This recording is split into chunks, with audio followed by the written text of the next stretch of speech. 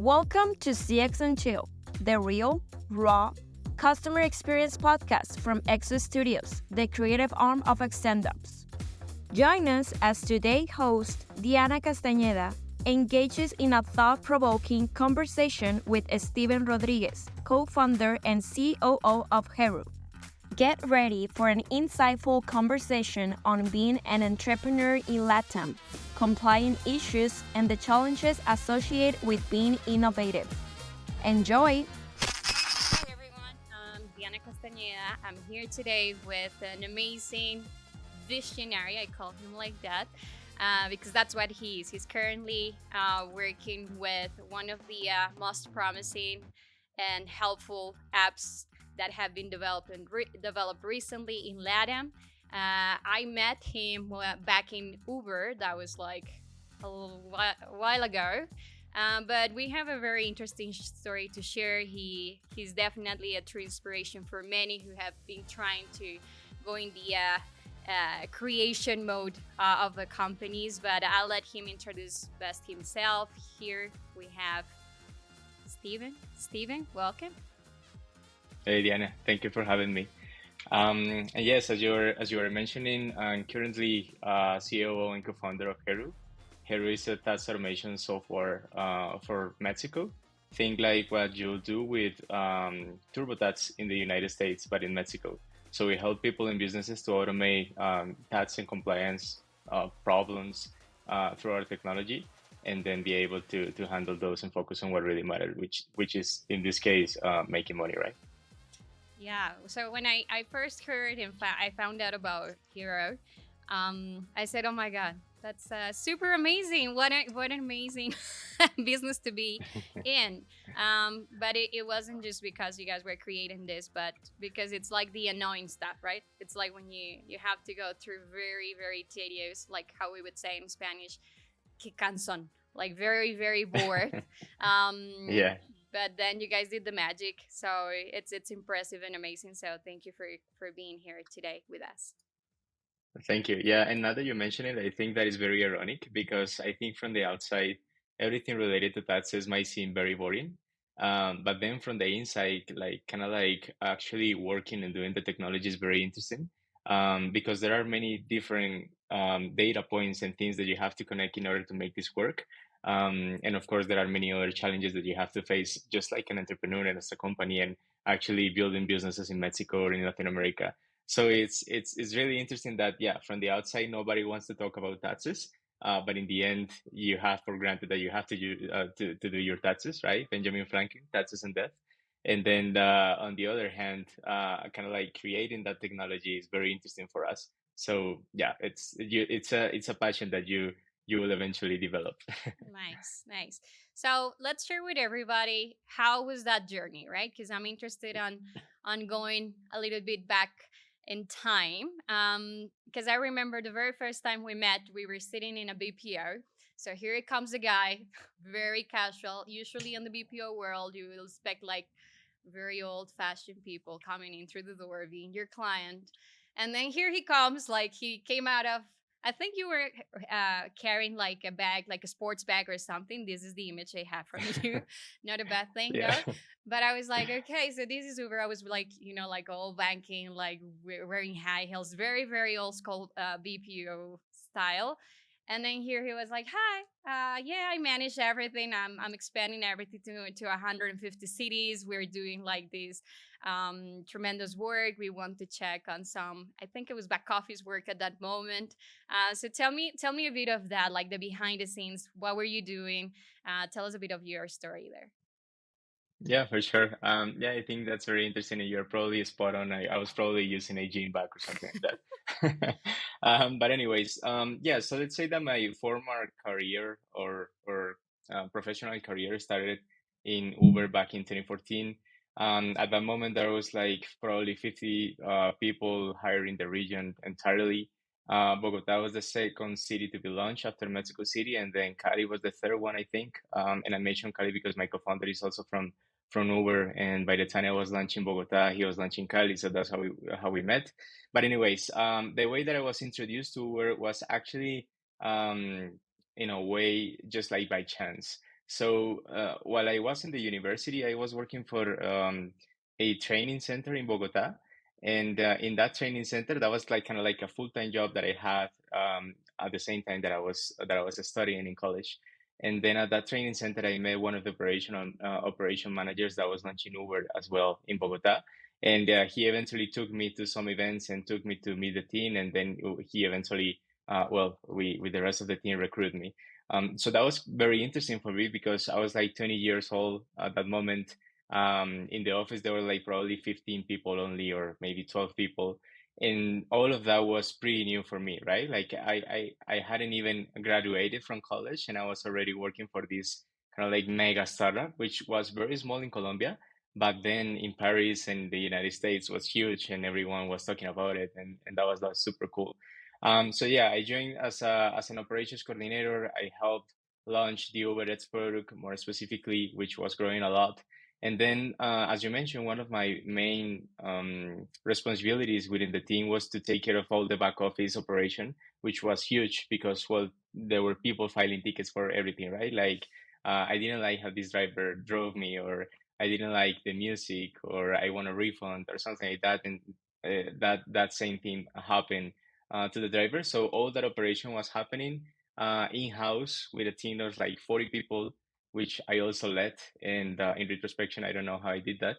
But anyways, I was given the responsibility to expand that to a BPO. But then when I was given that responsibility, they also told me like, hey, now that you're doing that for Bogota, please just be sure to do that for Mexico and the rest of the countries that were already launching. And yeah, that's when I got to you. And you're right. I remember that everything in the BPO seemed very formal. I was like, I have probably should have like changed my wardrobe or something like that because Yeah.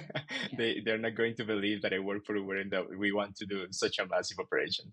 Yeah, yeah, for sure. And I think so I think it was a very crucial moment like in your career as well, like to understand how we were running and building and growing all of these things. We had that connection in the BPO, but it seems to me like something in behind the scenes in your experience was calling you out to make something like of your own, right? Like I'm really interested in Mm. knowing like what happened with Steven, and when we were talking the other day, I was saying like I want to know what made you sparkle in your eyes, like que te hace brillar el ojo, lagrimearlo así with passion. Like I want to know what is it that really drove you to where you are today.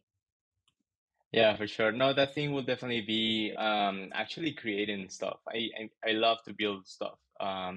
Just like making businesses and making sure that I can have an impact.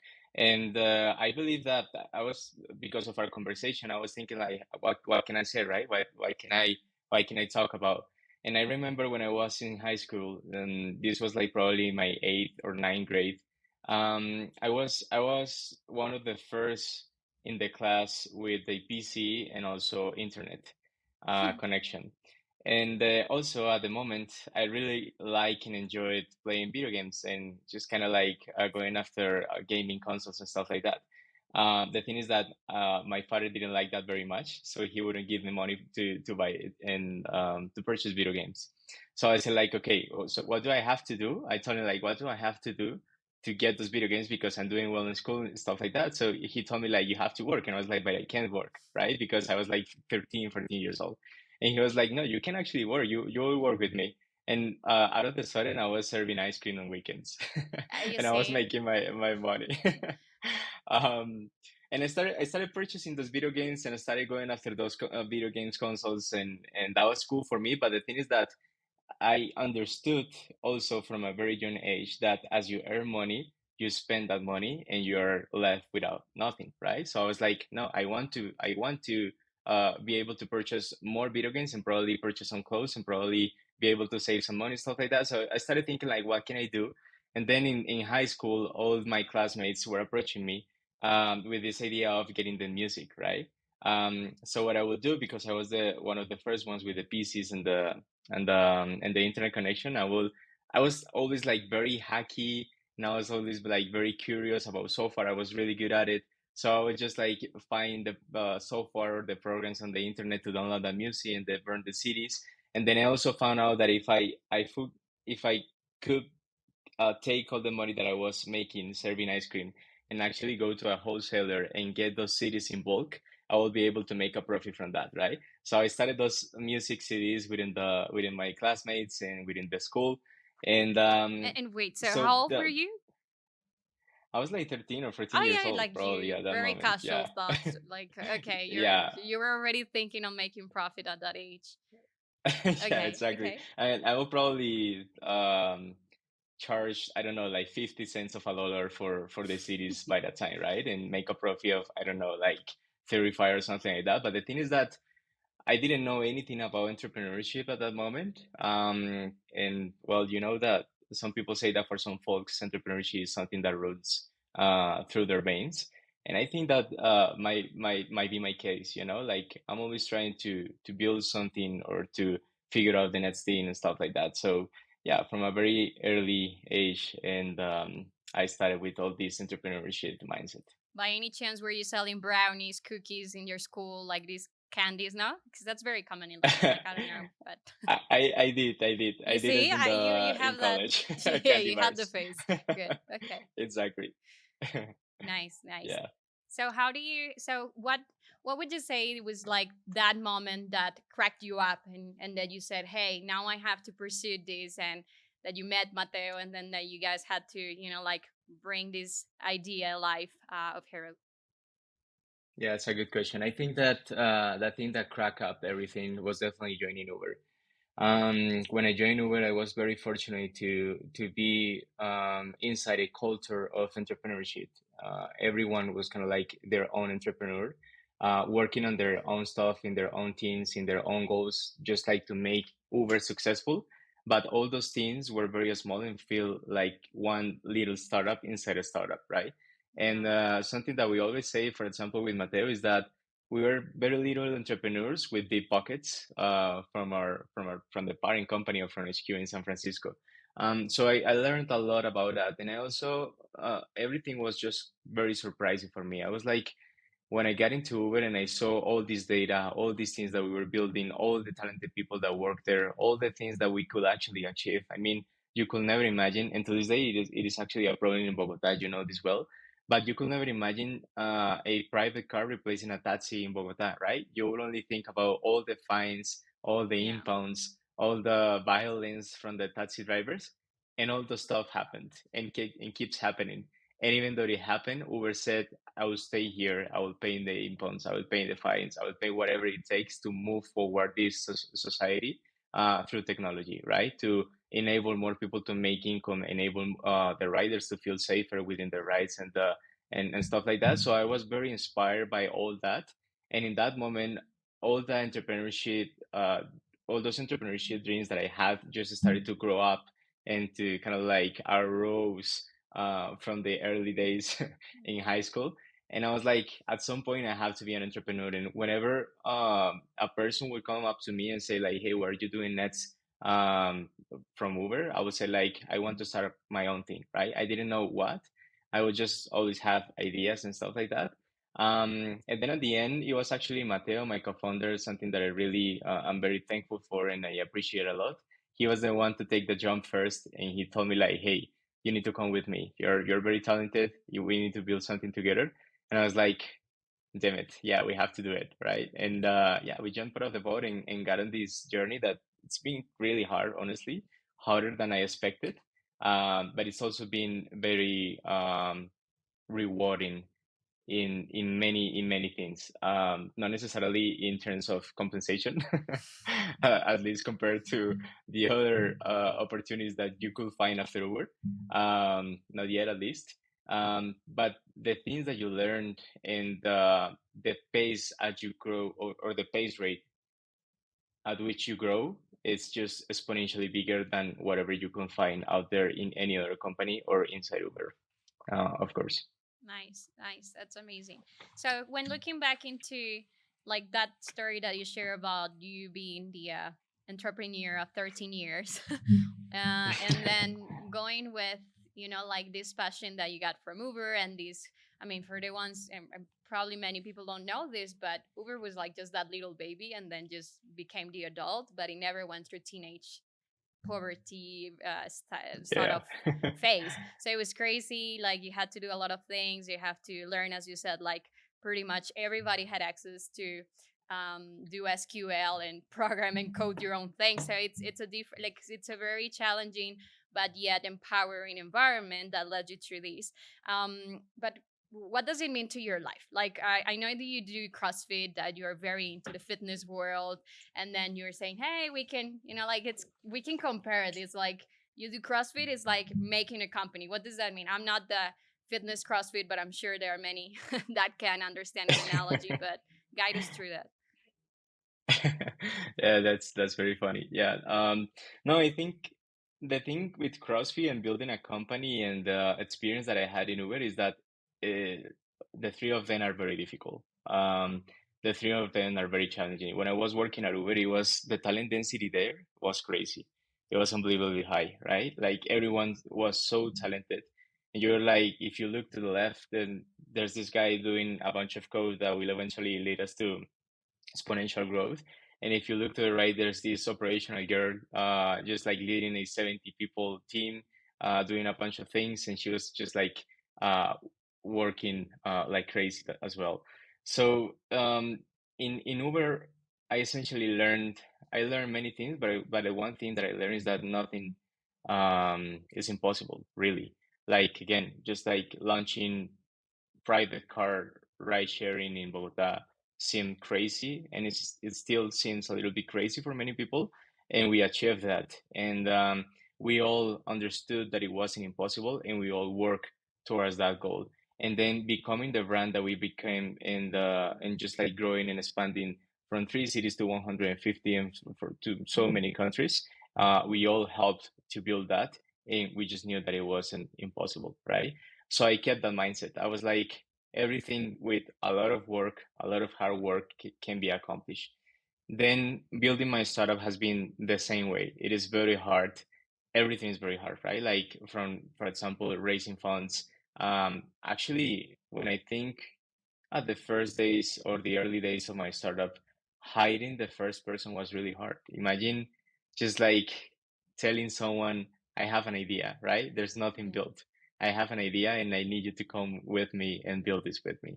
And that person will have to leave, I don't know, their very stable job or something like that and say, like, yeah, I'm convinced that this guy is going to build something amazing and that he will make all that he's planning to do, right? By the time we only have like 250,000, not only it's a good amount of money, of course, but the thing is that we were not like working with millions of dollars, so we couldn't actually afford to say you're going to be working for us for the next, I don't know, 5 years or something like that, yeah, right? It was just like very risky, but it wasn't impossible. And getting to this point of our startup and our growth has been really hard, but also not impossible, right?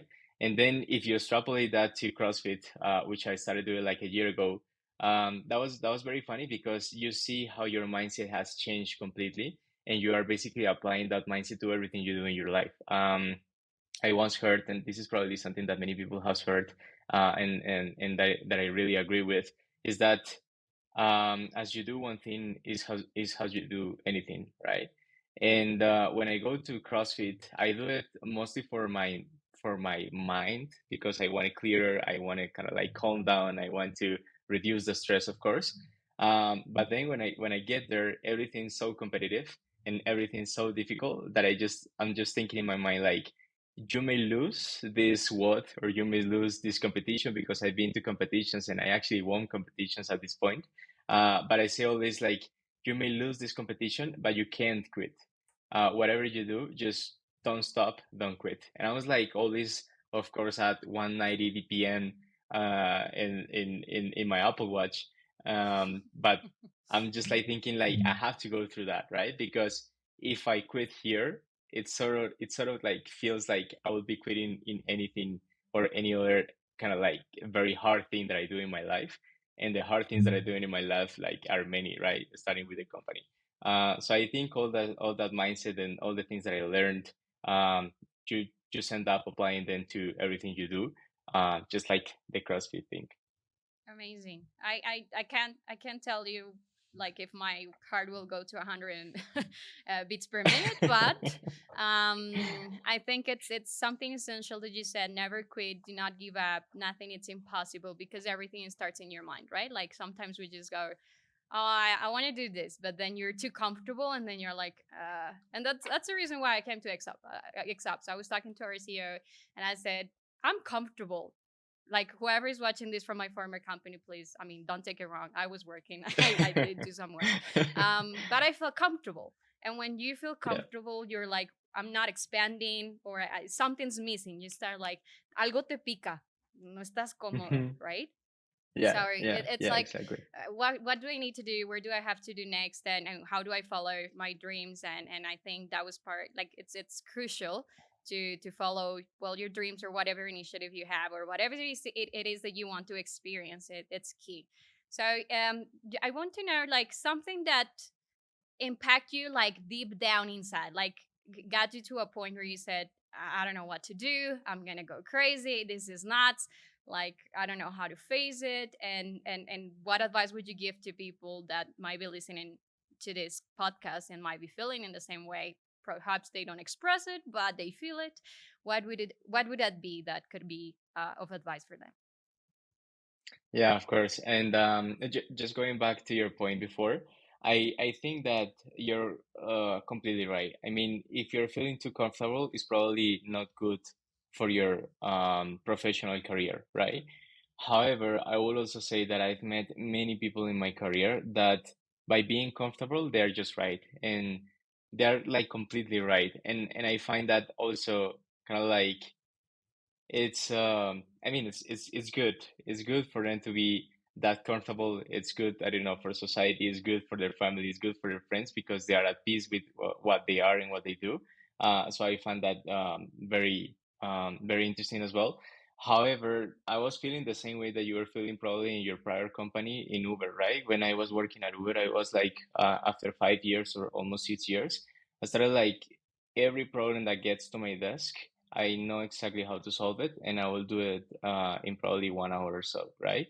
And I was like, okay, this is actually bad news for me. And it was interesting and ironic because at the same time, of course, people know that you are performing at kind of like at the top, right? And that you're growing. And for example, I don't know, you're earning more money, you're making more money, stuff like that. But in the end, you know that your life or your professional career doesn't end there, right? So I also have to face that and and tell myself like I'm way too comfortable right now. I have to make this step. I had to make the jump, and that's why I decided to go with Mateo. And then on the second point, there are many hard and challenging things that I face building the company, and I think that it's part of the process, and it never ends. Like if you accomplish one thing, or if you are actually to get over one trouble, there's another trouble waiting for you, because that's how it works, right? It's always like what's the next thing that is coming up, and that next thing will also come with its successes and failures and troubles. And then there are many examples like that. I remember once that we were trying to raise funds with Mateo, and the landscape wasn't looking good. And we were like, okay, what are we going to do? And then we start kind of like foreseeing what would it be to shut down the company? What would it be to actually Oh raise less no. funds? What will it be to let people go? Stuff like that, right? That becomes very challenging for you, and it also gets very emotional for you in that moment.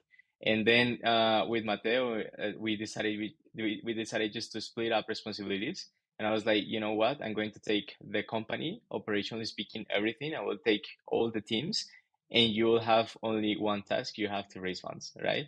And I have to make those numbers so you will be able to raise funds. And we did that, and we were actually able to do it kind of like in a very short period of time. So from going or from thinking what will it take to shut down the company to actually raising funds like 3 months later? That was very exciting and fulfilling for us, of course, right? But the thing and the message that I want to deliver here is that sometimes as entrepreneurs, or sometimes just like because it's our human nature, we just want to share with the people that we know, or with our network, or with our friend, our successes, but we don't want to talk much about our failures, right? And I think this is one of those biggest things that is holding back some great entrepreneurs from actually starting their own company or actually making the jump, just because they don't see themselves as the representation of the people that are actually sharing those successes, right? So what would it be if instead of just like saying to my network, hey, we just raised this amount of millions of dollars for our company and we are going to grow and we're going to work on this and stuff like that. I also share that it was actually very hard. And I also share that it was that there was also kind of like a moment where we say, if we have to shut down, what would it take to get there also, right? Or probably this is what we're going to have to do if we don't raise those funds in within the following 3 months. So people are this is the fear in the back of their head also that is holding their back because they have the imposter syndrome. They don't find themselves I don't know, skilled enough or experimented enough or something like that. And that's just a lie, you know. You just have to go after it. Of course, make sure that you have a plan. Make sure that you know what you're doing in terms of actually taking care of your personal life as well, right? And your financials and stuff like that, and your finances, sorry. And then just go after it and be sure to find or to seek for help when necessary. Because the other thing that also happens a lot, and something that I've seen a lot, is people just because they don't want again to show that they're failing in some way, they don't seek for help, and they will ultimately just like um, shut everything and go back to work at a company or something like that, right? When the reality is that if you actually reach out, if you actually talk to, I don't know, your investors, even your family, your employees, your network, they will be able to help you. They will be there for you, right? People want the best for you. And we sometimes forget that, and they won't be as judgmental as you are thinking that they will be. So just like be aware that you will be facing many different challenges all the time, that those troubles will just evolve. They don't go. You just have to step over one to go after the other one. And when that happens, just make sure to seek for help and to, well, endure enough to be able to kind of like override that imposter syndrome that will Yeah. be attacking you constantly. Yeah, and that fear factor, right? Like there is fear, but there is more greatness in us than what we think, and nothing is impossible. I think that's your slogan. And definitely it's something that we have to prove ourselves out in whatever it is that we want to do, whether it's selling ice cream or whether it's creating an amazing app as you guys have it, or solving for any other type of issue or needs that we might have as humans, right? So that's Exactly. it's really good, really good. So now, before we close, I want you to share with us probably two or three words that really resound in your head and in your heart about what you're doing today and what your dreams are, and how do you how do you put everything together to motivate yourself on a daily basis? Yeah. Well, if I put it with words, the first one will probably be, of course, my family. This is my main engine for everything that I do, definitely. Um, this is probably something or the same story for many other people, but if it wasn't for your family, or if it wasn't for my family, I wouldn't be probably taking such a beat Oh. down sometimes, right? Um, and the second thing is my team as well. I mean, it is very, very inspirational to work with so many talented people and to be able to get to build so many great stuff with them. And again, when you're building all those things that seemed impossible at first, and you actually achieve those things, it feels just great. And this kind of like camaraderie and a sense of achievement and success that you share with your team is very inspirational. And also see how many people are just kind of like buying in your idea and buying in your vision, and putting the hours and putting the works and putting the sweat, and at the same time laughing at it and crying out it, and all these things. It's just very inspirational and very motivational for me. um and the third thing will be attacked to attach sorry to impact. And that will be the impact that you're making on people, because with everything that you're building, the biggest thing about that thing is that you are making a positive impact in somebody's life, right? And I really like to just see these stories. Again, taxes is very boring. Taxes is something that most people want to avoid. That's the reality. But in the end, when these people say like, I'm very calm, or I'm very just like happy to be able to come with Heru and to just forget about taxes, just like I have to pay my subscription. That's it. I don't have to enter the, I don't know, tax authority's webpage. I don't have to face any of that. I just have to see if, I don't know, I have to pay or I don't have to pay, but I feel easy with that. I feel like I'm making a good impact, and that impact will be greater as we grow and as we evolve into different services and products, right? So that would be my third word. Yeah, in this case. Amazing. Amazing. Thank you very much for taking us there, for showing us everything that you have worked with.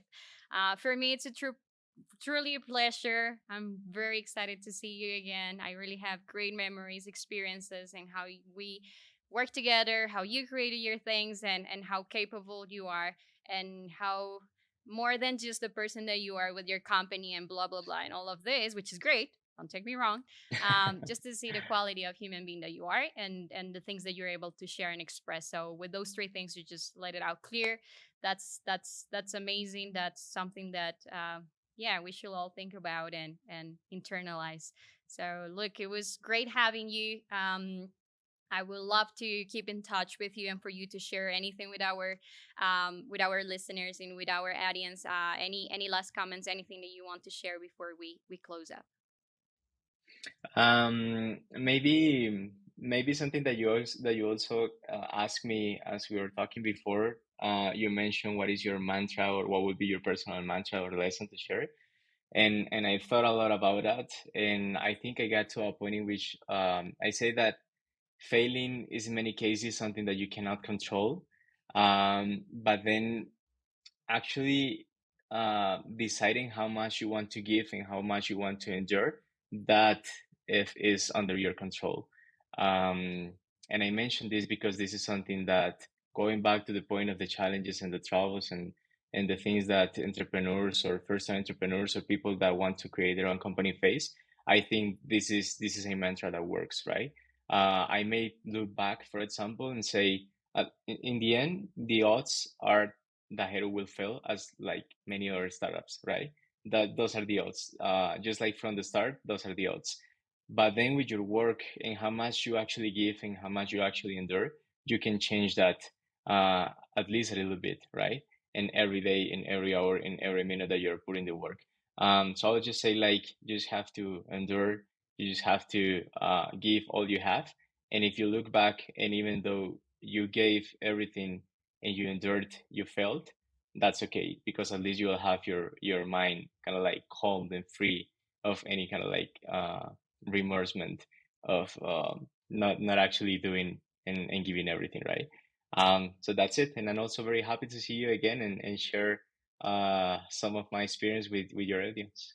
Awesome. So yes, success could be failing too. We all learn from that. So thank you very much for joining us, and thank you everyone for listening. Please share, pass the voice, and I hope you guys like the content. And we'll see you soon. And that's our show. CX&Chill is a production of Exo Studios, the creative marketing arm of Extendops, with today's host, Diana Castañeda, executive producer Sean McCreary, producers David Spear, Clarissa Coronado, and Memo Davalos, editors and videographers Santiago Aguirre, Alfonso Ramirez, graphic support from Jordan Madrid, and social media guru Claudia Corona.